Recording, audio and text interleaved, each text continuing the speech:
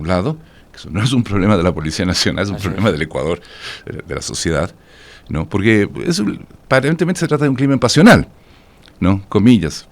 Así lo ha dicho el ministro. Sí, bueno, pero esos crímenes pasionales ocurren, usted sabe, en la estadística de muertes, de crímenes violentos, al menos mientras yo estuve en el servicio público, hacíamos estadísticas. Yo tuve un tiempo a cargo del tema de la policía, y hacíamos estadísticas. Pero las mujeres dicen un crimen pasional, un femicidio no es un crimen pasional, es un femicidio. No, bueno, yo no voy a entrar en el tema legal.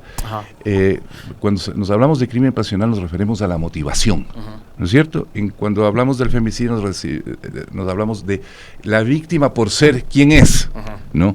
Me parece que se puede hablar de las dos cosas. Yo personalmente creo que no debemos enredarnos en palabras. Doctor, ¿no? usted ha dicho algo que es súper importante. No quisiera irme de ahí por el tema del machismo que usted decía. Es un problema no solo de la escuela de policía. Yo coincido totalmente. Ese es un problema de la escuela de policía. Probablemente también ocurre algo parecido en el ejército. Ocurre en la política, ocurre en el deporte. En los hogares. En los hogares, que es donde más se perpetran además casos de violencia de género. En el mundo entero. Estamos viendo lo que ocurre en Irán, y de eso, por ejemplo, aquí en Ecuador poco y casi nada se ha dicho. Hay una rebelión del feminismo en Irán, donde han dicho basta de usar el velo, y las mujeres han salido a expresar esto. Creo que lo que están protestando es basta a la obligación legal de usarlo. Porque yo personalmente creo que esas son decisiones personales que cada uno tiene que poder. Es tan malo obligar a usar el velo como prohibirlo, a mi juicio, ¿no? Creo que son libertades que cada uno tiene que decidir qué hace, ¿no? Pero mientras el feminismo busca expresarse de esta manera, por eso le quería citar lo que está sucediendo en Irán, de lo cual casi ni se habla acá en Ecuador. Acá hay un funcionario, el doctor Ordóñez, que ha dicho que la violencia casi que es provocada por el activismo feminista que busca desestabilizar al gobierno. Bueno, yo no sé qué habrá dicho, ¿no? Pero obviamente me parece un poco curioso, por decirlo menos, las afirmaciones. Para empezar, tendría que fundamentar dónde están las pruebas de que efectivamente existe ese tipo de conspiración, esa intencionalidad. Y es bien grave decir que un gobierno se desestabiliza porque las mujeres reclaman en contra de la violencia que se ejerce contra ellas. Imagínense qué gobierno sería aquel que depende para su estabilidad de que las mujeres acepten mansamente que se las violente, ¿no? O sea, lo que ha dicho, si es que ha dicho como usted dice, el señor Ordóñez, lo que ha dicho, a quien incrimina más y a quien afecta más es al gobierno, lo deja en una condición espantosa, un gobierno que se sostiene sobre la violencia machista. No creo que esa sea la intención y no creo que eso tenga mucho sentido, ¿no? Pero, y espero que se le haya entendido mal, honestamente, porque parece un poco peregrino todo, ¿no? Pero a eso, doctor, justamente hay que sumarle declaraciones del propio ministro del Interior, del señor Carrillo, en el sentido de que finalmente le termina responsabilizando de la desaparición en la práctica de la señora Bernal al custodio de la garita de ingreso a la Escuela Superior de Policía, porque dice que si él no le hubiera permitido el ingreso porque la señora fue allá, dice él textualmente, por su propia voluntad. Casi que termina, uno podría entender, o sea, el hecho de que la señora haya ido por su propia voluntad no nos puede llevar a la conclusión de que ella fue a suicidarse, ¿no? Exactamente. O sea, se da cuenta las fallas lógicas que hay ahí. ¿Cómo abonan esas declaraciones en un momento tan delicado como este? ¿Cómo abonan ese tipo de declaraciones para que la gente reaccione como está reaccionando? Y además usted ve también un patrón que es muy usual en instituciones, que siempre termina siendo el chivo expiatorio, el último de la cadena. O sea, es el portero, es el cadete, es el guardia de la garita. Siempre es la descarga hacia el más débil, el de menor jerarquía, el de menor poder. Y eso es si es que es así, es un vicio institucional. En realidad el liderazgo, el verdadero liderazgo, ¿no es cierto?, es cuando el superior asume la responsabilidad, ¿no? A veces puede no tener una responsabilidad personal. No estoy diciendo que en el caso de este asesinato, presunto asesinato, todavía no podemos asegurar, pero todo indica que fue un asesinato. No podemos decir que el ministro Carrillo sea el asesino, no se trata de eso, ni mucho menos. Pero si hay una asunción de responsabilidad, yo no le echo la culpa al de la garita. Yo digo, a ver, ¿qué tengo que hacer yo? ¿Cómo debo yo actuar para reparar, para resolver este problema? ¿Cuál es mi responsabilidad y asumirla? Por ejemplo, aunque me estoy pasando de coles a nabos, uno de los problemas, por ejemplo, que tiene el ejército ruso, ¿no?, es que la doctrina militar rusa indica que el comandante debe ir a la cabeza de las tropas. ¿Y qué es lo que le pasa? Que tienen una tasa de mortalidad de sus generales bastante alta. Porque la concepción rusa, y no es el único país que tiene esta concepción, es que el líder debe ser el que debe estar primero en el riesgo. En la praxis, no solo en la teoría. No, es un poco también lo que hizo Napoleón, ¿no es cierto? ¿Se acuerdan ese famoso episodio en donde sus tropas no podían cruzar un puente, coge la bandera, la tricolor, ¿no es cierto?, y se lanza a él primero delante de las tropas, y entonces todo el mundo le sigue. O sea, si mi comandante, ¿no es cierto?, el general está poniendo el pecho a las balas, todo el ejército lo pone. Ahora, hay algo, ¿no?, que llama poderosamente la atención también. Es una concepción de liderazgo muy diferente a esta de escudarse detrás del subalterno. De acuerdo con eso, y le quiero dar una línea más de lo que hemos escuchado de los relatos del ministro Carrillo a los que mencionaba Licenia. Él habla de que hay un machismo casi que institucionalizado en la policía, pero él fue comandante. ¿Qué hizo entonces cuando él era comandante de la policía para cambiar esto? O sea, si dice que esto es que viene arrastrándose desde hace mucho tiempo. Ahí más bien yo voy a hacer un poquito a favor de a ver. Puede ocurrir que la gente se dé cuenta de las cosas al andar del tiempo. Las cosas se hacen críticas, las cosas se hacen visibles, las cosas se hacen patentes con el tiempo. Hace 30, 40 años, ¿quién se preocupaba de esto? No estábamos conscientes, no se había convertido en un problema social, no es que no existiera, pero no se había convertido en un tema, ni las mujeres estaban conscientes, lo tomaban como algo normal, ¿no es cierto? Y incluso había dichos muy folclóricos que expresaban esa aquiescencia pasiva ante un fenómeno de violencia, ¿no? Con el tiempo hemos ido tomando conciencia, la sociedad ha ido despertando ciertas cosas, y por lo tanto no tenemos que caer en el presentismo. O sea, juzgar el pasado con los estándares del presente, ¿no? Tal vez cuando el señor estaba a cargo, este problema no nos dábamos ni usted ni yo cuenta, ¿no? Ni las víctimas, ¿no? Pero lo que tiene que exigirse, ¿no es cierto?, es hoy hay que hacer algo, ¿no? Su responsabilidad es frente al presente, frente al pasado. Todos hemos estado ciegos, sordos y mudos de tantas cosas, ¿no es cierto? O sea, no le podemos pedir, ¿no es cierto?, a Simón Bolívar que haya tenido la concepción de derechos humanos que tenemos ahora y que la haya aplicado, ¿no? Estoy exagerando con mi argumento, simplemente llevándolo al extremo. Pero yo creo que quedémonos en el presente y exijamos en el presente que se haga lo que se tiene que hacer. Y en este presente, ¿qué se debe hacer, doctor Bustamante? Porque bueno, no es solo el caso de la desaparición de la chica, de la abogada María Belén Bernal, ¿no? Es otro policía que aparece golpeando a otra mujer. No solo son los temas de maltrato, de violencia intrafamiliar o de violencia de género. También hay policías que están involucrados con bandas organizadas, también hay policías que asaltan blindados, también hay policías que participan en crímenes, policías que participan en sicariatos, policías que están y elementos de Fuerzas Armadas también, que están, por ejemplo, implicados en el ingreso de armamento a las cárceles, policías y miembros de Fuerzas Armadas que tienen vínculos con el narcotráfico. Ahí está el caso de los narcogenerales, que no sabemos quiénes son, por ejemplo. Pero estamos hablando de que cierta parte de Fuerzas Armadas y gran parte de la Policía Nacional están contaminadas, están permeadas. ¿Qué se puede hacer? Bueno, usted ha expandido el problema mucho más allá ya del tema de la violencia. Y está bien, tiene toda la razón. Y aquí ya vamos a un problema muy de fondo. Muy de fondo. Estamos hablando ya de la corrupción. Estamos hablando ya no solo de la violencia de género, estamos hablando de todas las cosas que se han ido viendo. Y ahí sí que tenemos que ir a un pensamiento, perdóneme que diga, estructural, ¿cierto? Y le voy a decir, primera cosa, veámoslo en términos internacionales. Lo que ocurre, por ejemplo, con la impunidad de la violencia o de los excesos de la policía. Esto no es un problema del Ecuador, es un problema mundial, o de muchas partes del mundo. Veamos todo lo que ha pasado en Estados Unidos en los últimos años. Lo de Black Lives Matter, ¿no? Y sigue ocurriendo, claro, ¿no? Matan niños de 11 años porque están con una pistola de agua y el policía... En Estados Unidos es un poco diferente porque la gente anda armada, entonces el policía tiene un nivel de peligro. A veces la gente no entiende por qué la extrema violencia del procedimiento policial norteamericano.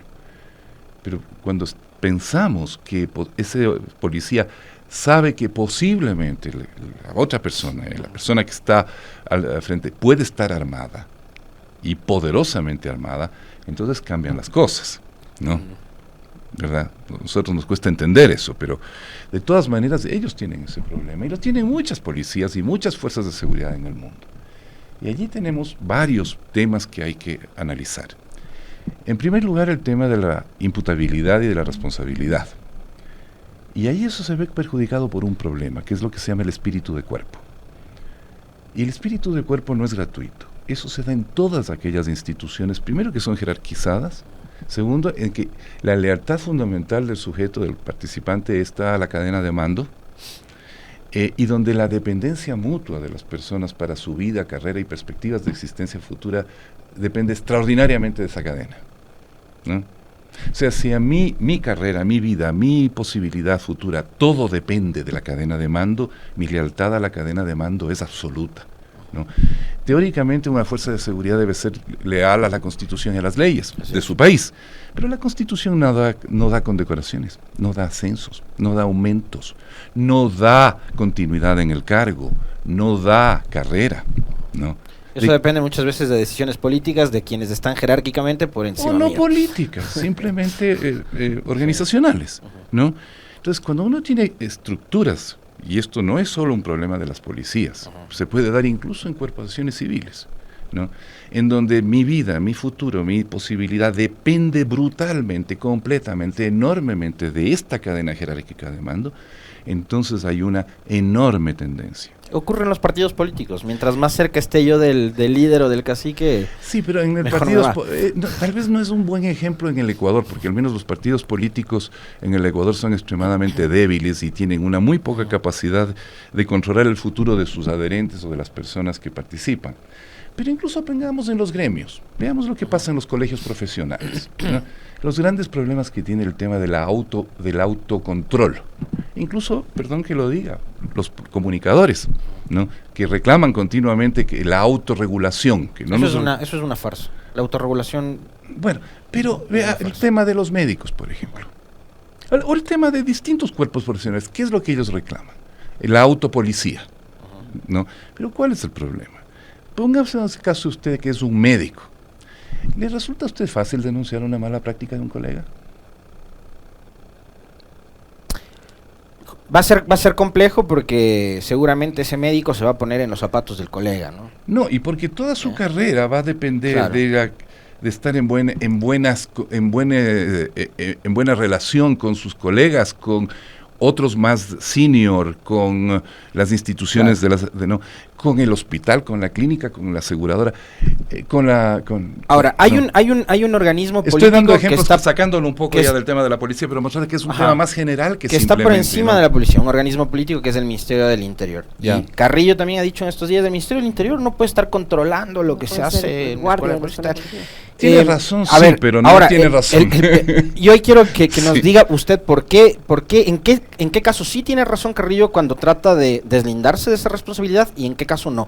Pero adicionalmente de eso, ahora cuando ocurren estos casos, y lo hemos escuchado además con todos los que citaba hace un momento Liceni, el tema del policía que contrató un sicario para matar a su bebé de 8 meses, a la pareja, etcétera. Vamos a la autodepuración. Yo iba atacando ese tema como parte de una visión más compleja. ¿Cómo tiene que trabajarse esa depuración de una institución que tiene más o menos 50,000 almas, doctor? Yo le diría, la obligación del ministro del Interior es desarrollar las políticas que permitan superar estos problemas. Obviamente no puede estar en cada cuartel vigilando lo que hace cada policía, obviamente, ¿no? Pero sí tiene que desarrollar algún tipo de política que permita hacer frente a estas disfunciones institucionales de la mejor forma posible. Pero no hay que desestimar la enorme dificultad, ¿no? A mí me pasó una anécdota, ¿no? Es muy reciente, solamente para decirle, no sé cómo serán las cosas ahora, es posiblemente algo que pasó hace algunos años. Estuve el fin de semana con una joven que actualmente es empresaria, pero que estuvo en la escuela de policía, que fue aspirante cadete. Fue cadete y de hecho inició su carrera policial. Y me decía, muy contenta de la experiencia, del aprendizaje, de todo lo que estudió, de lo que aprendió allá, pero dice, me tuve que retirar, porque descubrí que trabajando en los negocios que tengo ahora, ella trabaja en restaurantes, en flores, en varias cosas, tiene varios negocios familiares, gente muy emprendedora. Yo ganaba en un día el sueldo del mes. ¿No? Entonces la general o la coronel, no me acuerdo el grado, que trataba de convencerme de que me quede, me se quedó sin argumentos porque era tan sencillo, ¿no? Mi sueldo era 30 veces, 20 veces menor que lo que yo podía hacer independientemente. Ahora, imaginémonos cuál es la situación de un policía que está ahí y que se enfrenta a esa estructura de incentivos. Sobre todo cuando su contraparte, el enemigo, digamos, entre comillas, porque no existen enemigos en ese ámbito, existen ciudadanos, incluso los que delinquen son ciudadanos, maneja enorme cantidad de recursos, enorme cantidad de incentivos. Se manejan y se mueven miles y millones, y él tiene el sueldo que tiene, que no importa cuál sea, habrá mejorado, espero que haya sido así, de lo que me contaba esta persona, ¿no? ¿Se da cuenta el tipo de santo que se necesita para resistir las tentaciones? ¿No?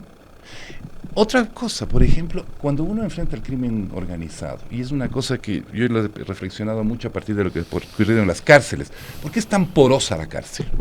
¿No? Póngase usted en los zapatos de un guardia penitenciario o de un policía que se tiene que enfrentar a una mafia transnacional que cuenta con enormes recursos. Estoy seguro que esas mafias tienen más plata, más presupuesto que la Policía Nacional, largo. ¿No cree usted? Y tiene que dejar pasar celulares. ¿Y qué pasa si no deja pasar los celulares? Seguramente la amenaza, pero ahí está en la disyuntiva de decir, o hago bien mi trabajo o me presto a las mafias. Y si ya, no puedo hacer bien mi trabajo, el problema es que en juego está la vida. Exacto. Claro. Es lo que está pasando ahora en Guayaquil, perdón, sí, guardando las distancias, sí, obviamente, pero con las famosas vacunas. O sea, van a tu negocio y si tú no le pagas a la banda esta delincuencial por la protección, supuestamente, te matan. Es lo que les pasaba a los desplazados colombianos en la época del Plan Colombia. Seguro. Iban los narcotraficantes, les pedían las vacunas, si no pagabas, no te cuidaban, te mataban y lo que tenías que hacer es venirte a cruzar la frontera y venir a Ecuador. Ya, póngase, incluso si se trata de los militares, porque no los excluyo de esta situación. Son también seres humanos vulnerables y tienen familias. ¿Sí? ¿Puede el Estado ecuatoriano garantizarle a un fiscal? Lo que pasó con Edgar Escobar en Guayaquil. Ya, pueden garantizarle a un guardia penitenciario, pueden garantizarle a un fiscal, pueden garantizarle a un juez, pueden garantizarle a un militar de cualquier gradación que sea la seguridad suya y de sus personas en el futuro indefinido. No estamos hablando ni siquiera de personas que quieren corromperse. Estamos hablando de personas que tienen que cuidar su pellejo. Póngase usted, ¿cree usted que el Estado ecuatoriano está en condiciones de garantizarle su vida y su seguridad a sus servidores frente a estas organizaciones criminales de altísima potencia de fuego y de potencia económica? De no ser así, quiere decir que Ecuador entonces como Estado ya perdió la batalla contra el crimen organizado, doctor, porque digamos, yo puedo entender el argumento y sí, me pongo también en los zapatos de esos funcionarios, sean policías o guías penitenciarios. Además viene, digamos, una banda de estas y te pinta X cantidad de contra miles, tu sueldito de servidor público. Correcto. Me parece que el argumento puede ser, hay algunas personas a las que no les ha caído bien el ejemplo, pero lamentablemente eso es lo que pasa. Eso es lo que ocurre. ¿Qué es lo que tiene de malo el ejemplo? Es lo que, yo no sé, o sea, seguramente el argumento de Licenia, por ejemplo, de que hacer bien mi trabajo es no aceptar ese soborno, claro, renunciar por último, me voy. Pero el problema es que, pero el problema es, pero es que no debería ser así. Pero es que no, el problema es que en juego está tu vida o la vida de tu familia. Ese es el problema. Y si el Estado no te puede dar protección... casos de directores de la penitenciaría de Guayaquil que han sido asesinados. Y mujeres.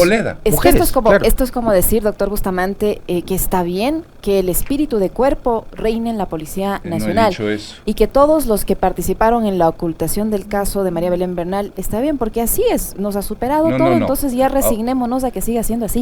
Y no debería ser así. Lo que yo estoy tratando es de explicar por qué las cosas son como son. No estoy justificando que sean como son. Es lamentable que sean como son. Pero si queremos encontrar soluciones, tenemos que partir por reconocer por qué las cosas son como son. ¿Cuáles son los problemas? No, ¿por qué es así? ¿No? No basta la buena voluntad, no basta querer mejorar las cosas, no basta decir que sería bueno tal cosa. Hay que entender las raíces profundas del mal para poder hacerle frente. Y eso no es de fácil, porque son raíces profundas y poderosas.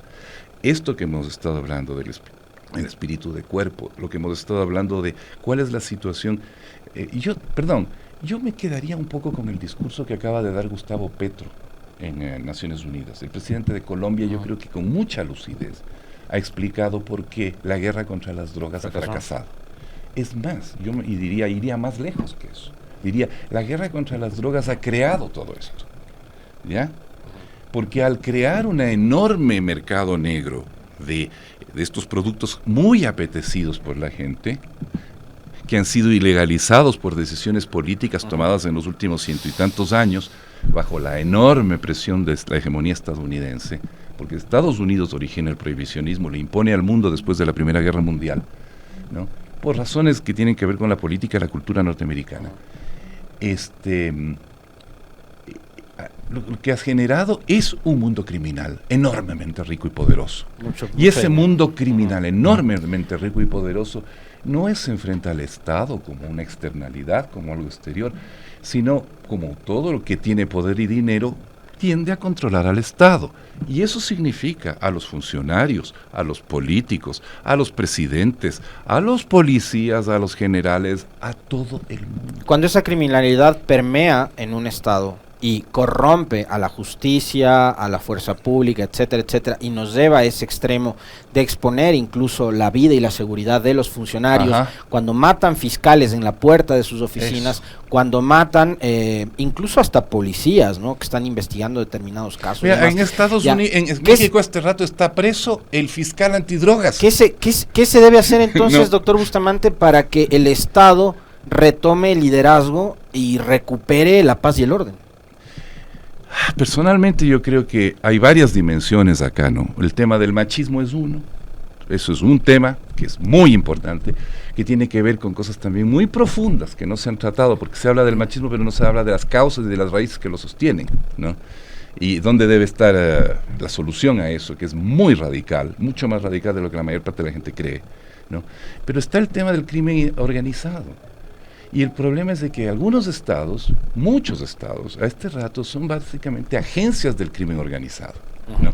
Y no me refiero solamente a la droga, sino también a todos los negocios sucios que se hacen al margen de la ley, ¿no? Y hemos visto lo que pasa con Brasil, lo que pasa con Perú, lo que pasa...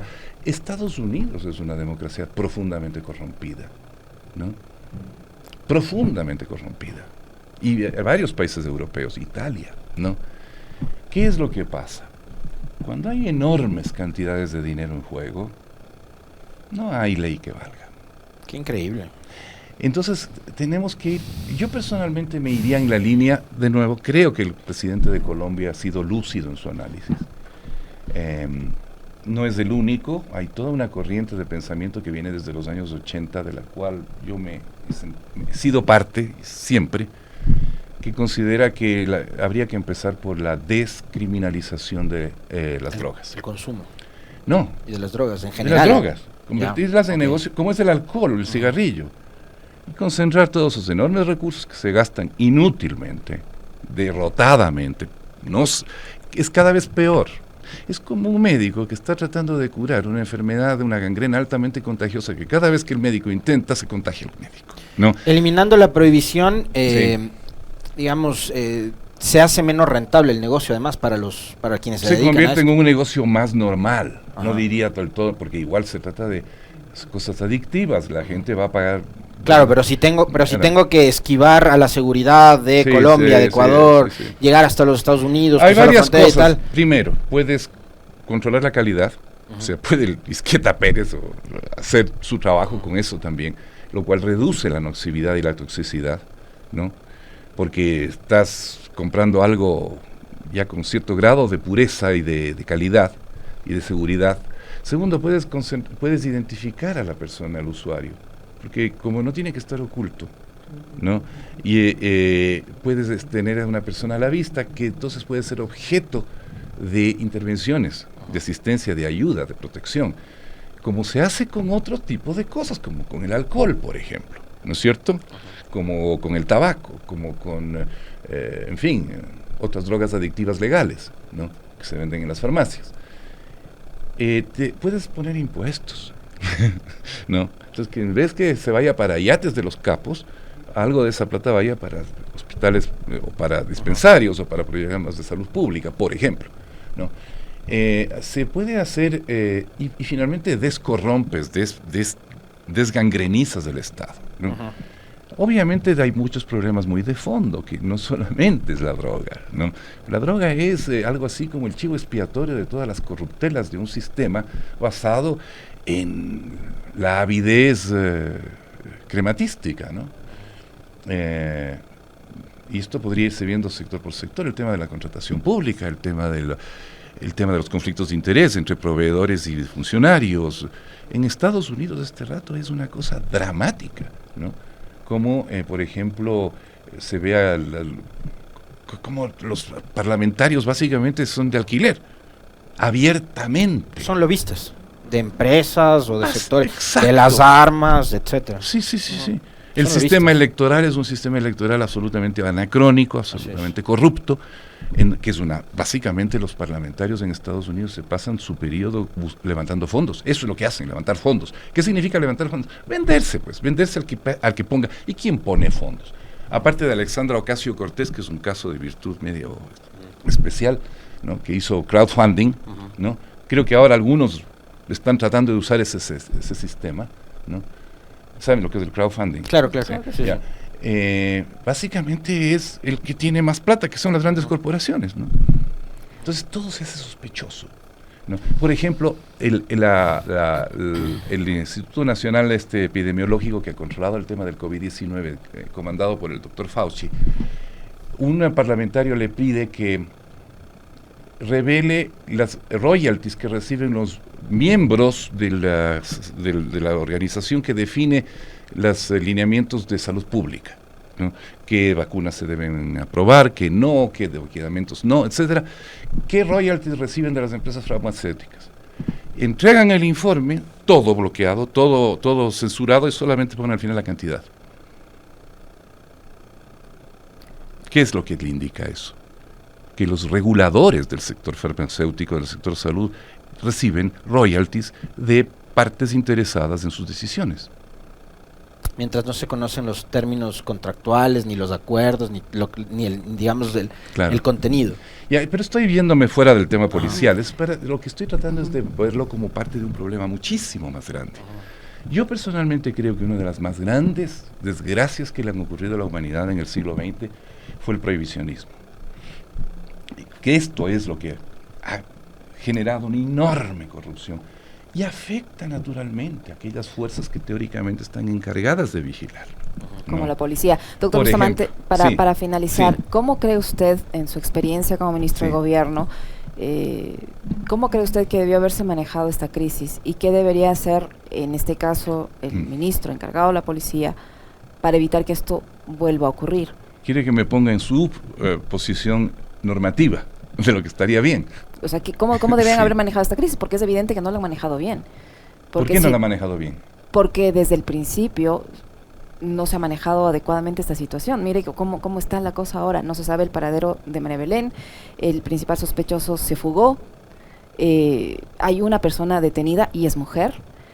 Otras personas que también habrían escuchado lo mismo, los gritos de la víctima, no dijeron nada. Ellos no están detenidos, ellos aparentemente se les va a iniciar un sumario administrativo, pero el caso está ahí. María Belén no aparece. Ahí hay que distinguir dos partes, una que es la institucional, que es el manejo del tema de la Policía Nacional, y la otra que es la judicial, que ahora no existe fuero policial, lo maneja la justicia civil. Entonces hay una parte que es responsabilidad de la justicia civil, y ahí hay que entrar a ver, por ejemplo, las responsabilidades de la Fiscalía. ¿No es cierto? Creo, si no me equivoco, y ustedes me corrigen si me equivoco, hubo un periodo en el cual la Fiscalía debió actuar. Entonces habría que preguntarse cómo actuó la Fiscalía, por qué actuó como actuó, qué cosas permitió la actuación de la Fiscalía que ocurrieran como consecuencia de eso. Ahí hay un tema que es de la judicatura, del sistema judicial.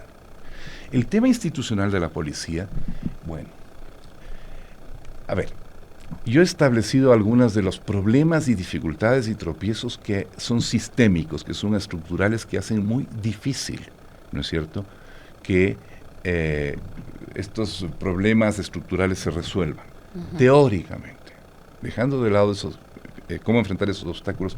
Obviamente que el comando de la policía no tiene responsabilidades para persecución penal. No puede iniciar la policía, el Ministerio del Interior, en su fuero, acciones penales. Solo puede hacer administrativas. Las penales las maneja la Fiscalía, la Judicatura. Esa es la responsabilidad que tiene. El hecho de que no haya detenido sino una persona, o que no debería estar esa persona sino otras, eso le corresponde a la Fiscalía. A ellos hay que reclamar. Ahora, al Ministro de Interior, a la comando de la policía, le corresponde, obviamente, tomar las medidas administrativas, las sanciones administrativas que correspondan, por negligencia, en fin, por los malos procedimientos que deben haber habido ahí, sin duda alguna, pero además tendrían que plantear un plan razonable, viable, serio, de cómo ir subsanando las distintas causas, algunas de las cuales hemos tocado aquí, que hacen posible que cosas como estas ocurran, ¿sí? A mí me parece, debo decirlo, y no es por ser mala onda, sí, no quiero justificar nada, pero quiero decir, me parece extraordinariamente difícil. ¿Por qué? Porque habría que ir a cosas que son enormemente constitutivas de la naturaleza institucional. O sea, tendría que hacerse una verdadera revolución para que esto funcione, ¿no? El tema del machismo no lo va a resolver el Ministro del Interior. Puede tomar algunas medidas administrativas disciplinarias interiores. Eso es un problema que tenemos que resolver todos, ¿no? Muy bien. Y ya te voy a decir solo una cosita, un tip. ¿Por qué se produce el, comillas, crimen pasional? Tiene que ver con una estructura de relaciones afectivas y algunos supuestos respecto a las estructuras afectivas que relacionan a las personas. Supongamos yo iba a decir algo, pero después se nos fue por otro lado. En una investigación que hicimos cuando yo estaba en el Ministerio de Gobierno, descubrimos que más o menos el 50% de los actos de violencia, incluidos homicidios en este país, tenían que ver con el problema, comillas, afectivo, familiar. ¿Te das cuenta? Si pudiéramos resolver eso, resolveríamos casi la mitad de la violencia. ¿Y cómo se hace eso? Esa es la pregunta. O sea, la violencia es doméstica. En el círculo familiar. De hecho, decíamos un poco así, con sorna, ¿no?, que el lugar más peligroso para una mujer es su casa. No la calle. Nosotros tenemos el mito de la calle como el lugar peligroso. No, es la casa. Al menos para las mujeres y los niños, ¿sí? Para los hombres tal vez es diferente. Pero, ¿cómo resolvemos eso? Y ahí tenemos que meternos en cosas que tienen que ver con las subjetividades, con la construcción del yo, con la construcción de por ejemplo, está este tema de la honra, del honor masculino. Entonces, ¿pero cómo cambiamos eso? Y una de las cosas que también tenemos que entender es la siguiente, que muchas de las personas que cometen estos crímenes lo hacen porque sienten que algo de su propiedad les están robando. ¿Cómo cambiamos la idea de que un otro ser humano, por el hecho de que tiene un vínculo conmigo, pasa a ser, en algún sentido, de su propiedad, de mi propiedad? Pero está inserto en toda nuestra cultura afectiva y novelas, películas, todo está siempre promoviendo esta idea de que cuando tú tienes algo con alguien, entonces tienes unos derechos propietarios que te autorizan incluso a ejercer la violencia cuando estos derechos propietarios presuntamente han sido violados. Pero eso sería materia de otro programa. Sería fascinante hacerlo, pero no se cambia con clasecitas en los colegios. Es mucho más profundo. Se nos acabó el tiempo, sí, doctor. Disculpe. Muchísimas gracias. Gracias, doctor Bustamante, muy amable.